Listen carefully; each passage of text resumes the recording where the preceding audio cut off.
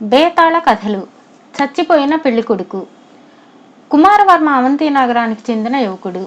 వారిది కావటానికి ఘనమైన వంశమే కాని కుమారవర్మ తాత ముత్తాతలు వైభవంగా బతకడం కోసమని దాతలు అనిపించుకుందామని ఉన్న ఐశ్వర్యమంతా తగలేశారు. అందుచేత కుమారవర్మ తండ్రి తన కొడుకు సంపన్నుల ఇంటి పిల్లను చేసుకుందామని నిశ్చయించి కోటీశ్వరుల పిల్లను మహావికారమైన దాన్ని కోడలుగా చేసుకోవడానికి సిద్ధపడ్డాడు. కానీ కుమారవర్మ ధనలోభి కాడు. అతని ఆశయం జీవితంలో అసాధారణమైన అనుభవాలు పొందడం, మనిషిలాగా బతకడం. అందుచేత అతను డబ్బు కోసం కురూపి అయిన భార్యను చేసుకున్నాడు. తండ్రి కొడుకుల మధ్య చాలా ఘర్షణ జరిగింది. చివరకు కుమారవర్మను తండ్రి ఇంటి నుంచి వెళ్ళగొట్టాడు. కుమారవర్మ విచారించలేదు. ప్రపంచం విశాలమైనది. ధైర్య సాహసాలు గడవాడికి ప్రపంచంలో అపూర్వమైన అనుభూతులు కలుగుతాయి. వాటి కోసమే అతను ఇల్లు విడిచి దేశాల మీద బయలుదేరాడు. కుమారవర్మ ఉజ్జయిని నగరంలో కొంతకాలం ఉండి అక్కడి నుండి అమరావతి పట్టణానికి బయలుదేరాడు. అదే రోజున ఉజ్జయిని నగర వర్తకుడి కొడుకు ధనగుప్తుడు అనేవాడు కూడా అమరావతి పట్టణానికి బయలుదేరాడు. ఉజ్జయిని నగరం దాటగానే ఇద్దరు తారసిల్లారు. ఇద్దరు గుర్రాలకి ప్రయాణం చేస్తున్నారు. ధనగుప్తుడు తండ్రిలాగే అస్తమానము వ్యాపారంలో మునిగి తేలేవాడు. తన వృత్తి, తన నగరము తప్ప మిగతా ప్రపంచం గురించి తెలిసినవాడు కాదు. కొత్త వారితో పరిచయం చేసుకునే చొరవ అతనికి బొత్తిగా లేదు. అయితే కుమారవర్మకు అందులో ఎంతో నేర్పుండడం చేత త్వరలోనే ఇద్దరికీ స్నేహం కలిసింది. కుమారవర్మ ధనగుప్తుడు బయలుదేరిన పనిని గురించి వివరాలన్నీ క్రమంగా తెలుసుకున్నాడు. ఒక విధంగా ధనగుప్తుడు కుమారవర్మకు విరుద్ధమైన వ్యక్తి. అతని తండ్రి కూడా ధనాశ చేత అమరావతి పట్టణంలోని ఒక కోటీశ్వరుడు కుమార్తెను తన కొడుకు మాట్లాడాడు. ఉభయ పక్షాల వారు ఉత్తరాల ద్వారా వివరాలన్నీ నిర్ణయించుకున్నారు. పెళ్లి కూతురు తన తండ్రి ఇంటి నుంచి అన్ని లక్షలు తీసుకురావాలని ఖరారైంది. పెళ్లి కూతురు పెళ్లి కొడుకు ఒకరినొకరు చూసుకున్నాక లాంఛనంగా ప్రధానం జరిగి ముహూర్తం నిర్ణయం కావాల్సి ఉన్నది. అందుచేత ధనగుప్తుడు తన కాబోయే అత్తవారి ఊరుకు బయలుదేరుతున్నాడు. ఈ విషయాలు విని కుమారవర్మ ఆశ్చర్యంతో, పిల్ల మంచి భరణం తెస్తున్నది, బాగానే ఉన్నది, కానీ ఆమె అందంగా లేకపోతే ఎలా పెళ్ళాడతావు? బతికినన్నాళ్ళు ఆమెతో ఎలా కాపురం చేస్తావు అని ధనగుప్తుడిని అడిగాడు. పిల్ల బాగానే ఉంటుందన్నారు. కాస్త కుడి ఎడమైతేనే అన్నీ వనగూడతాయి కదా, కొంతవరకు సరిపెట్టుకుపోవాలి మరి అన్నాడు ధనగుప్తుడు. కుమారవర్మ వెంట ఉండడం ధనగుప్తుడికి ఎంతో మేలైంది. కొత్త చోట కూడా స్వతంత్రంగా అడిగి పనులు చేయించుకోవడము, వీలైనన్ని సౌకర్యాలు సాధించుకోవడము కుమారవర్మకు బాగా తెలుసు. ఆ విద్య ధనగుప్తుడికి తెలియదు. ధనగుప్తుడిని కొంచెం కూడా లక్ష్య పెట్టని వారు కుమారవర్మ పట్ల ఎంతో విధేయత కనబరిచారు. కుమారవర్మకు మంచి మజిలీలు కూడా తెలుసు. వారిద్దరూ కొన్ని రోజుల అనంతరం అమరావతి పట్టణం చేరుకున్నారు. అలాంటి మహానగరాన్ని ధనగుప్తుడు ఎన్నడూ ఊహించను కూడా లేదు. కానీ కుమారవర్మకు ఆ నగరం ప్రతి మూలా తెలుసు. చీకటి పడిపోతున్నది. ఇప్పుడు నువ్వు మీ అత్తగారిల్లు వెతుక్కుంటూ వెళ్ళలేవు. ఈ రాత్రికి మంచి సత్రంలో బస చేసి సుఖంగా విశ్రాంతి తీసుకుని రేపు ఉదయం వెళుదువుగాన్లే అని కుమారవర్మ సలహా ఇచ్చాడు. నగరాన్ని చూసి బెదిరిపోయిన ధనగుప్తుడికి ఈ సలహా బాగా నచ్చింది. అతను కుమారవర్మ వెంట ఒక పెద్ద సత్రానికి వెళ్ళాడు. అది సత్రంలాగా లేదు, రాజభవనంలాగా ఉన్నది. కుమారవర్మ సత్రం యజమానితో, మాకిద్దరికీ చెరొక గది కావాలి, ప్రయాణంలో చచ్చు తిండి తిన్నాం, మృష్టాన్న భోజనం తయారు చేయించండి, డబ్బుకు ఎరవవద్దు అన్నాడు. ఆ రాత్రి ధనగుప్తుడు చేసిన భోజనం నిజంగానే దివ్యంగా ఉన్నది.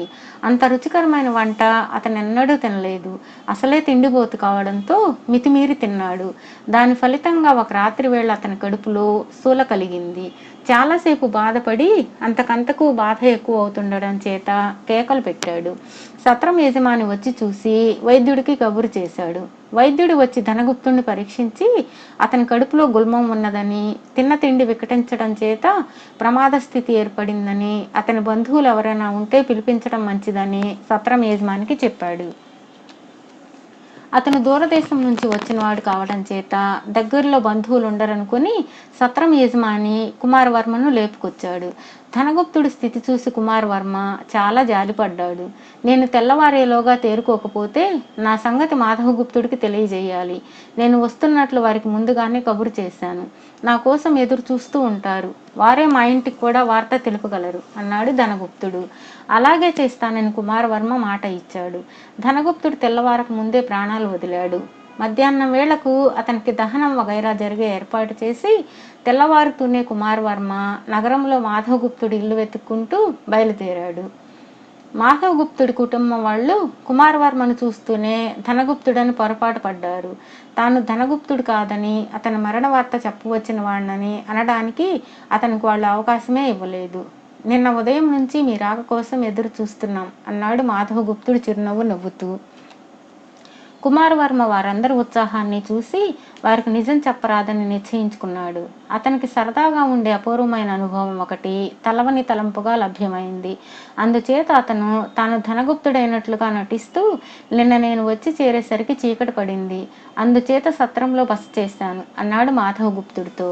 కాబోయే అల్లుడు తాము విన్నదానికన్నా అనుకున్న దానికన్నా కూడా అందంగాను కలుపుగోలుగాను ఉన్నాడని మాధవగుప్తుడి తాలూకు బంధువులంతా అనుకున్నారు. వారిలో ఒక యువకుడు ముఖం మటుకు కోపంగా రౌద్రంగా ఉండడం కుమారవర్మ గమనించాడు. ఆ యువకుడు వజ్రపాలుడు. అతను మాధవగుప్తుడు దూరపు బంధువు, పేదవాడు. అమరావతి నగరపు రాజు వద్ద సైనికుడుగా ఉండి పొట్టపోసుకుంటున్నాడు. అతను పేదవాడు కానట్లయితే మాధవగుప్తుడు తన కుమార్తె కళ్యాణిని అతనికిచ్చి చేసి ఉండవలసింది. కానీ తన కూతుర్ని శ్రీమంతులు ఇంటి ఇవ్వాలన్న కోరికతో ఆయన అల్లుడి కోసం చాలా దూరం వెళ్ళాడు. వజ్రపాలుడు కుమారవర్మను పక్కకి తీసుకుపోయి, నువ్వు కత్తి కూడా పెట్టుకున్నావే, ఉపయోగించగలవా అన్నాడు.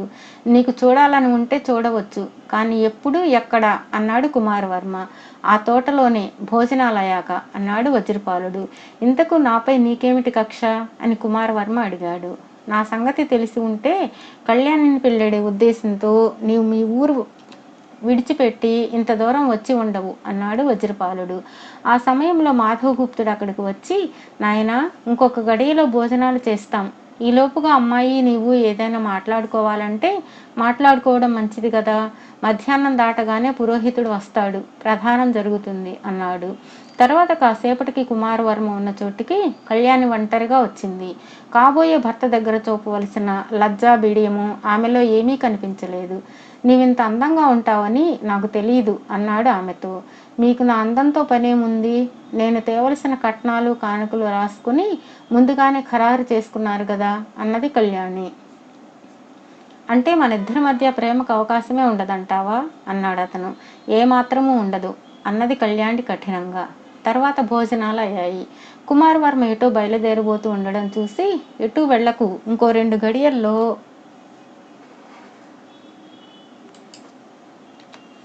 పురోహితుడు వచ్చేస్తాడు అన్నాడు మాధవగుప్తుడు.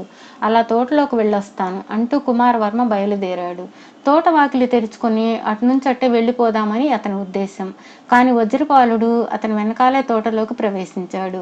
కుమారవర్మ వెనక్కి తిరగగానే వజ్రపాలుడు వెటకారంగా, ప్రాణాలు దక్కించుకొని పారిపోదామనుకున్నావు కదూ అని ప్రశ్నించాడు. ఆ సంగతి తెలిసేనా తలుపులకు తాళం పెట్టావు అని కుమారవర్మ అడిగాడు. అవును, నువ్వు పిరికి పందవని నాకు తెలుసు అన్నాడు వజ్రపాలుడు. ఆ ధైర్యంతోనా నన్ను కత్తి యుద్ధానికి పిలిచావు? ఎంత నీచుడివి, ఎలాంటి పిరికి పందవు, నిన్ను విడవరాదు అన్నాడు కుమారవర్మ. వజ్రపాలుడు రెంకపెట్టి కత్తి దూసి కుమారవర్మపై కలియబడ్డాడు. ఇద్దరు కొద్ది క్షణాలు పోరాడాక, నీవింత చచ్చువీరుడు అనుకోలేదు, ఇదిగో పట్టు అంటూ కుమారవర్మ వజ్రపాలుడి చేతి కత్తిని ఎగరగొట్టి తన చేతిలోకి తీసుకున్నాడు. నా కత్తి నాకు ఇచ్చేయి అన్నాడు వజ్రపాలుడు. నీ కత్తి నీకివ్వడం అంటే మళ్ళీ యుద్ధం సాగించాలన్నమాటే. అది నీకు అపాయకరం. ఇక ముందైనా నీవు నిజమైన పిరికి వాళ్లతోనే యుద్ధం చేయడం మంచిది అంటూ కుమారవర్మ వెనక్కి తిరిగేసరికి కళ్యాణి అక్కడికి వచ్చి, ఏమైంది ఏమైంది అని ఆత్రంగా అడిగింది. ఏమి జరుగుతున్నది ఆమెకు తెలుసును. తాను ఆమె ప్రియుడి చేతిలో చచ్చిపోతాడని అనుకున్నది. ఈ సంగతి గ్రహించిన కుమారవర్మ వజ్రపాలుడి కత్తిని ఆమె చేతికిస్తూ, అతన్ని కాస్త జాగ్రత్తగా కనిపెట్టి ఉండు, లేకపోతే ఈ కత్తి ఇతరుల ప్రాణం తీయడం కన్నా అతని ప్రాణానికి అపాయం కలిగించే అవకాశం జాస్తి అని చెప్పి ఇంటికేసి వెళ్ళాడు. అతడు మాధవగుప్తుడిని చూసి, నేను వచ్చిన పని అయిపోయింది, ఇక నాకు సెలవిప్పించండి అన్నాడు. మాధవగుప్తుడు ఆశ్చర్యంతో, అదేమిటి, ఇంకొక గడియలో పురోహితుడి ఇంటికి వచ్చి ప్రధానం చేయించి ముహూర్తం పెడతాడు కదా అన్నాడు. అవుననుకోండి, నాకు అంతకన్నా తొందర పని ఉన్నది, ఇంకొక గడియలో నన్ను దహనం చేసేస్తారు అన్నాడు కుమారవర్మ. మాధవగుప్తుడికి ఇదేం హాస్యమో అర్థం కాలేదు. అలా అపహాస్యాలు పలుకుతావేమిటోయ్ అన్నాడు ఆయన. అపహాస్యాలు కావండి, నేను చెప్పేది యథార్థం. అసలు నేను తిండిపోతును. రాత్రి సత్రంలో మంచి భోజనం పెట్టారు, మితిమీరి తినేశాను. నా కడుపులో గుల్మం చేరి ప్రాణం తీసేసింది. తెల్లవారుజామున నేను చచ్చిపోయాను. ఇంకా కొంచెం సేపట్లో నాకు దహన క్రియలు జరుగుతాయి. నేను లేకుండా ఎలాగండి అన్నాడు కుమారవర్మ. అందరూ నిర్ఘాంతపోయి చూస్తూ ఉండగానే కుమారవర్మ వెళ్ళిపోయాడు. తర్వాత మాధవగుప్తుడు నౌకరును పంపి విచారిస్తే కిందటి రాత్రి సత్రంలో బస చేసిన ధనగుప్తుడు మరణించాడని, మధ్యాహ్నం వేళ అతనికి దహన క్రియలు జరిగాయని తెలిసింది. తాను చూసినది ఆ ధనగుప్తుడు దయ్యాన్ని కాబోలునని మాధవగుప్తుడి కుటుంబం అంతా అనుకున్నారు. బేతాళుడి కథ చెప్పి, రాజా, నాకు ఒక సందేహం. కళ్యాణికి ధనగుప్తుడంటే ఇష్టం లేని మాట నిజమే.